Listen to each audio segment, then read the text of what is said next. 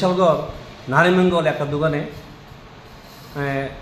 নারীমঙ্গল স্কুলের সামনে নারীমঙ্গল স্কুলের সামনে ভোর 5টার সময় একটা আগুন লেগেছে, একটা দোকানে আগুন লেগেছে।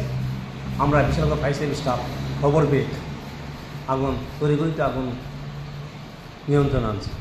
একটা ইঞ্জিন এবং একটা পাম্প অনবরত কাজ করার পর 1 ঘন্টা 5 মিনিট সময় লেগেছে, আমরা আগুন আয়ত্তে নিয়েছি।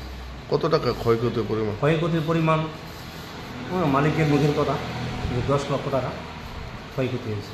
কি এর থেকে এই আগুনের সূত্রপাত? আগুনটা শর্ট সার্কিট, বিদ্যুতের শর্ট সার্কিট। বিদ্যুতের শর্ট সার্কিট থেকে আগুন। কয়টি ইঞ্জিন আপনার ঘটনাস্থলে গেছে?